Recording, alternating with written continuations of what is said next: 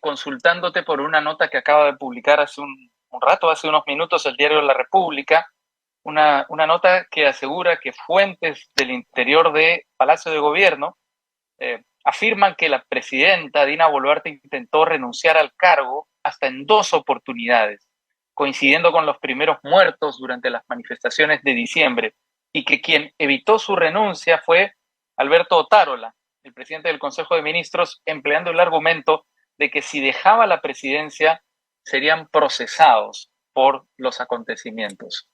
¿Qué nos dice todo esto de lo que viene ocurriendo? ¿Qué argumentos añade al debate que se está viviendo en nuestro país? Bueno, sin duda alguna, ellos van a ser procesados de todas maneras, Raúl, de todas maneras, tarde o temprano, porque esto que está sucediendo es verdaderamente o sea, realmente una irrupción en contra de la democracia, ¿no? Fíjate que ayer una de los lemas que se coreaba en las movilizaciones y en la vigilia pacífica que hicimos nosotros en Miraflores era: esta democracia no es una democracia, esta democracia no es una democracia. O sea, ya esta democracia dejó de serlo, ¿no? A partir de esta situación tan grave, ¿no? Porque si bien es cierto que desde el año 2000 hasta la fecha en conflictos sociales han muerto diversas personas que participaban en los conflictos, y también quisiera remarcar que la policía y el ejército en las regiones utiliza proyectiles de armas de fuego, y en Lima no se utiliza proyectiles de armas de fuego, usualmente se utiliza más bien bombas lacrimógenas, etcétera. En el año 2020 se usaron canicas, ¿no?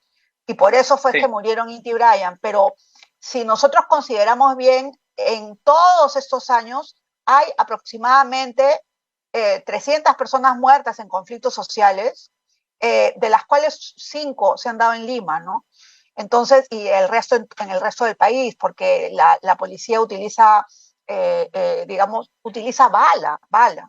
Entonces, esta situación, que es una situación de violación de derechos humanos, es algo que va a tener que verse de todas maneras. Es decir, todas las personas cuyos familiares han fallecido o que están heridos, etcétera, van a tocar en algún momento la puerta de la Comisión Interamericana de Derechos Humanos o de la Corte Interamericana, y pienso que tanto Dina Boluarte como Alberto Tarola van a ser denunciados por crímenes de lesa humanidad, porque considero Mm.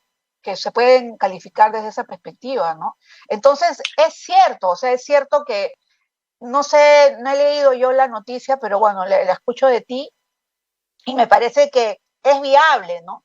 Porque yo sí creo que, o sea, percibiendo, digamos, las distintas situaciones, recuerda que después de los muertos de Juliaca hubo un silencio de la presidenta De Boluarte tres de días. 3 días, ¿no? Sí. Y a mí me parece que eso fue un golpe para ella, porque, mira, la verdad, eso de escuchar Dina asesina todo el tiempo, no, o sea, debe ser algo muy impactante a nivel emocional.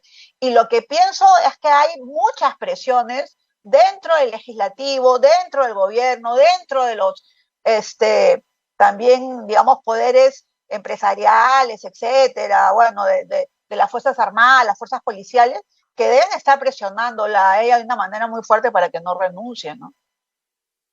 Ahora, esto nos habla también, digamos, de corroborarse la información de la forma en que se toman las decisiones dentro del Palacio de Gobierno, ¿no? Es decir, si si esta información fuese verdad, eh, digamos, habría un importante predicamento del presidente del Consejo de Ministros, Alberto Tarola, frente a la presidenta.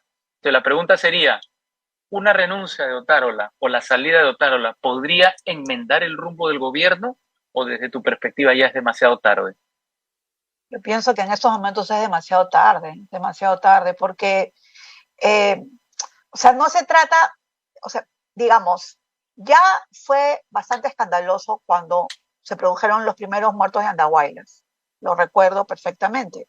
Y recuerdo que la presidenta Boluarte salió a dar una conferencia de prensa Y me acuerdo que esa fue la primera vez que ella en una conferencia de prensa habló en quechua. O sea, le salió de pronto hablar en quechua. Y yo dije, wow, o sea, está conectándose, ¿no? Con la nación. Pero inmediatamente después, ¿qué hace? Le da la palabra a el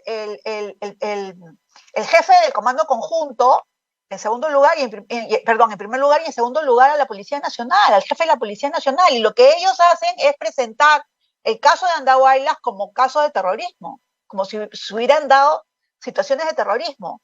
Y ella refrendó eso. Eso fue un grave error, porque lo que debió de hacer ella en ese momento fue pedirle la renuncia al premier, al ministro del Interior y al ministro de Defensa.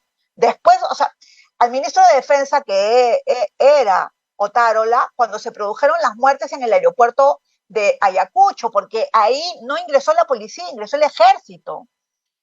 Y ahí se produjeron 10 muertes. Ahí o sea, le pides la renuncia y simplemente cambia de gabinete. Pero eso fue un error. Más bien, le dio el premierato. Y eso fue un grave error, un gravísimo error. Porque en ese momento, digamos, ya Alberto Tarola se había fortalecido dentro del gobierno, ¿no? Y tengo entendido de que Alberto Tarola tiene vínculos con las Fuerzas Armadas, no de ahora, sino ya desde hace más de 10 años, cuando era incluso viceministro en el régimen de Ollantumala, ¿no? Entonces, esta situación es una situación que ya ha llegado a un límite en que, en verdad, la gente, por más que renuncie Otárola, que se cambie, lo que se está pidiendo es que renuncie ella, porque además hay otra cosa, Raúl, y es que renuncia a Dina Boluarte, inmediatamente se tienen que convocar elecciones, eso está en la Constitución, o sea, Sí. no hay dudas, ahí ya no hay dudas de que no, o sea, eso tiene que haber una convocatoria de nuevas elecciones, y como en estos momentos se tiene miedo de que los congresistas no voten en una segunda legislatura a favor de las elecciones del 24, entonces, la situación es muy precaria, verdaderamente. Y lo que ha pasado en San Marcos, Ahora, fíjate, sí. perdón, Hablemos de San Marcos en un momento, pero quería comentarte algo sobre lo que tú estás diciendo, porque si la información que ha publicado la República es verdad, tarde o temprano se va a producir esta renuncia. Es decir, de momento lo que está ocurriendo es que el gobierno, Dina Boluarte y su entorno están ganando tiempo. No se sabe muy bien para qué. Porque un gobierno es evidente que no dura para siempre. Tarde o temprano termina ese gobierno. Entonces, cuando esto ocurra, cuando salga el gobierno de Dina Boluarte, digamos, probablemente asumamos esta posibilidad por el camino de la renuncia, ¿qué va a ocurrir? Es decir, ¿se va a descomprimir la presión o, digamos, los manifestantes van a sentirse vencedores y la oleada de protestas va a incrementarse? qué buena pregunta. Yo creo que depende de quién reemplaza a Dina Boluarte. Si a Dina Boluarte la reemplaza Marta Moyano, por supuesto, ¿no? El Perú va a reventar, porque eso ya lo dijeron, lo he escuchado en Juliaca, lo he escuchado en Ayacucho, es decir, o sea, ¿quién va a reemplazar? ¿Un fujimorista? No me parece. Si a Dina Boluarte la reemplaza, por poner a dos mujeres, ¿no? De ejemplo, que no son además de mi línea política, Flor Pablo, las cosas serían diferentes. Porque Flor Pablo es vista como una mujer quechohablante también, medida, prudente, ¿no? O sea, digamos, claro, viene de gobiernos anteriores, pero, digamos, siempre es percibida como una persona de centro. Entonces, ahí estaría la diferencia, pues, o sea, no depende que salga Dina Boluarte, sino quién la reemplaza también. Y también el tema sería qué va a suceder en esos momentos con la presidencia del Congreso, ¿no? Entiendo que, o sea, no sé, me parece que William Zapata no sé, él estaría por la idea de que haya un cambio de mesa directiva. No sé, alguien me ha comentado eso, pero no sé si será verdad tampoco.